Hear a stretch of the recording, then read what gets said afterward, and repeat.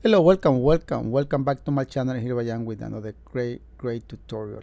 I hope you are having a wonderful time, my friend. Wherever you are located, I hope you are having a wonderful time today. And thank you for being here watching my video. As you can see, that is a center console.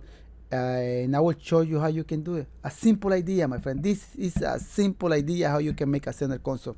You see right there, customer put the hardboard in there and give me like an idea what he want, and I will be working based on his idea. I will make some changes and you will see later on this video. I will put a cup holder. I will put a space for the cell phone right there, and you will see it. I am not going to show you everything, but I will give you an idea, at least 70 to 80%. See, I'm using those board. I put them on there, and I will start cutting the wood. What happens if I don't have those one? Well, if you have been watching my video, my channel, you know I made center console from scratch, so that's not a big deal. I use a circular saw to start cutting the wood. The wood that I'm using is a 1/2 inch thickness, so it's a nice wood, and you can see it right there. I used a jigsaw, then I used a circular saw to cut it.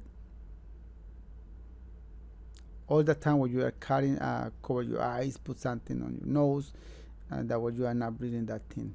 So I will make 4 holes, one for the stitch, the other one for the cell phone, and 2 more for the cup holder. So I cut the wood, then I will hold it with the, well, I have to cut it right here because I am not going to make a square. I will make like a round a little bit right there. Then I cut the wood longer, so I am cutting right now the exact size. I put a wood glue. If you have been watching my video, you know I always put a wood glue, even if it is not necessary. So I put 3 staples, just enough to hold it. Same thing on the other side. 3 staples. Then I will cut the rest of the size. I will put them on one right here. And you can see I bend that wood. You might ask how. I will show you later.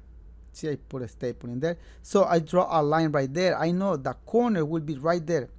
I adjust the blades to cut, but not to cut all the way. Just to make a cut, but not cutting all the way that wood. So then I just bring it right here, and you can see I bend it and I hold it with a staple, 1.5 inches longer than a staple, enough to hold the wood. Then I cut a space where the phone will be, right there. The cup holder will be right there. So this is simple and easy. I used a socket, so to cut like that socket is at 3.25 inches. I reinforce that area. I am not going to put this center console on the car. No, the customer will, but I will put a piece of wood flat in there. That way he can put a screw through the hole of the cup holder. Simple. And there it is. Then I put a staple. There it is. Simple and easy. Why I am using the router in there? Well, I need to eliminate that sharp angle of the wood. I need to eliminate it. By eliminating that sharp angle, when I wrap it with vinyl or with material, it will be easier for me to make a cut in the area and pull it and put a staple or hold it with glue. Simple. Then I am using a sander to make that wood smoothest in there. I put more staple in the area. Then I bring it to the table and start wrapping with a 1/4 inch phone. As you can see, I am putting glue on the wood and I'm putting glue on the phone. Why I am using this kind of font on here and not the colossal font? Well, because the center console is not that high. The customer is not going to put his elbow or his arm right there. That's why, but like the way I see it, it is not necessary to put a close-all font in there. That's the way I see it. You might have a different opinion. Then I cut that font in there and cut them exactly. Follow the wood. I bring it to the other table when I will start cutting, and you can see I put a line exactly where the edge it is. I cut all those pieces of vinyl and I cut it with extra. It's not exactly, I give extra. I put one layer on top. I put a waist on top, that way the material doesn't move. And I start drawing. Follow the black line that is behind the vinyl. I am follow that line.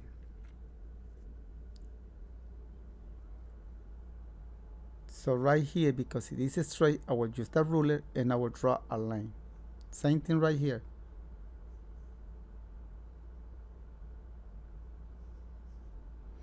Those marks or notches are very important, guys. Get used to work with notches a lot, especially if in the area it is like a corner or have special shapes.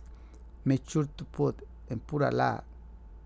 That way it will be easier for you to sewing, to making sure that piece is not crooked, and both sides has to be equal. Well, I will make it equal right here, but if you go into cut a piece by piece, that doesn't matter. You can put those notches in a different distance, in a different than the right side or different than the front or the back. Then I am cutting the other side. Then I bring it to the sewing machine and start sewing those pieces together. You can see I start in there, but you see those match each other. It has to be that way. And I am grabbing 1/2 inch. Why I am grabbing 1/2 inch with the stitch, with the machine? Because I give 1/2 inch extra for the seam allowance. That's what I am taking in 1/2 inch. If you give 1/4 of an inch extra for the seam allowance, when you are sewing, make sure to take in the 1/4 of an inch. And I am using a special presser foot. I have guide from the left and guide from the right. And you see, I always, if you are new on this tray, pull the material to the side when you are sewing. Pull it to the side. You see on that top stitch, if it is a top stitch or French stitch, pull it. I'm only going to show you one side. I'm not going to show you both sides. Then I bring it to the table and I start putting glue. Putting glue on that wood. And I will put glue on the vinyl. And some of you might asking, why are you putting glue when you can hold that cover with the staple? If you are asking that question, you are right. I can hold this cover in there with the staple without glue. But that's the way I get used to do it this way. Maybe I am wrong by using glue and then using a staple. But I used to do it this way. Now I am putting the cover. I pull the vinyl, but when I am pulling, I have to make sure to that pull be equal, be consistent. Why? Because if I pull it too much, that stitch might look crooked, might look weird, and I don't want that stitch to look like that. So that's why when I pull it, first thing that I see it is the stitch. If I see the stitch like a curve, you can cut that thing nice and sew in perfectly. But when you are installing the cover to the center console, if you pull it too much, you might look that stitch like crooked, and you might think maybe I sewing wrong. No, maybe you sewing perfectly, but you are pulling too much right here. So make sure when you pull, that pull to be consistent all around. I glue it, then I put a staple. Right here, do you remember that I used a router to eliminate that sharp angle in there? Right here is important because it's not sharp anymore. And it's easy to mold in the vinyl in there. I push the vinyl and I touch that sharp angle of the wood behind. And when I cut it, I cut a 1/4 of an inch or 1/8 of an inch before that sharp angle. Always. What happens if I cut it too much in that corner? That cut will be exposed from outside, and I don't want that, because if it's exposed, I have to redo that cover. So be careful when you are making those cuts in there. 1/4 of an inch or 1/8 of an inch before you reach that corner wood. Then I cut it, same thing right here, and I put some staple to hold the material because it have a lot of pressure in there. And one more thing, when you pull it, make sure don't pull it too much, because you might bring that top stitch a little bit weird, so make sure to do that. I put glue on that vinyl. That is the thing where the phone will be, the compartment for the cell phone. And I only going to cover the inside of that wood, not the outside is not necessary. So I am cutting the wood in there, you can see, and I make a cut, but that cut, like I said before, 1/4 of an inch or 1/8 of an inch before where the sharp angle of the wood it is.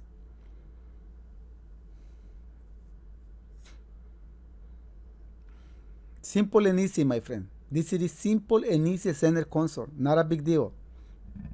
Not a big deal. I cut the wood. I didn't show you how. I just get the measuring tape, measuring from one side to another one, and cut it and wrap it with black vinyl. Simple as that. I am holding with a screw. That way I'm making sure if the customer create pressure on that area, I don't want that piece to come apart. How do I hold that piece to the center console? Well, with 4 screws, 2 on the front and 2 on the back. And right here, I am cutting the boot for the stitch. I just measuring the width of the hole on the wood and cut it with extra. Then I made like 1 inch on the top and whatever it is on the bottom.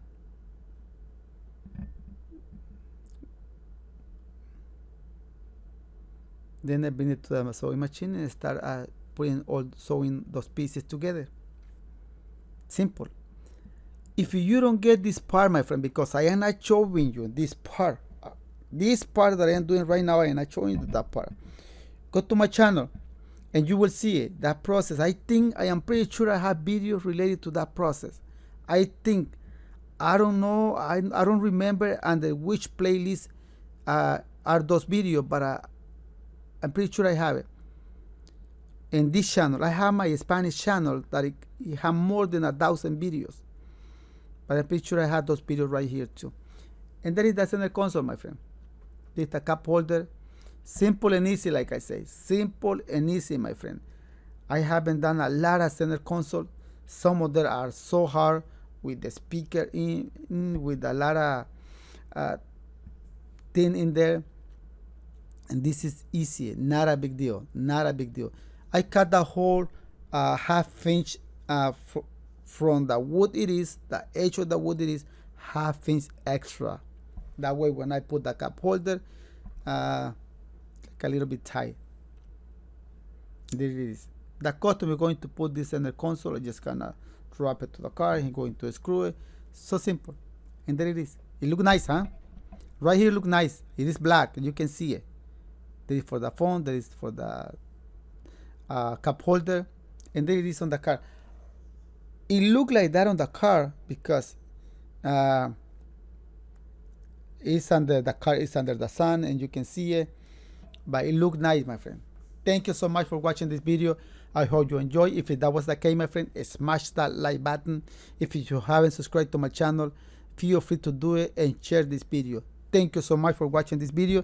See you soon in the next video. Ciao, ciao.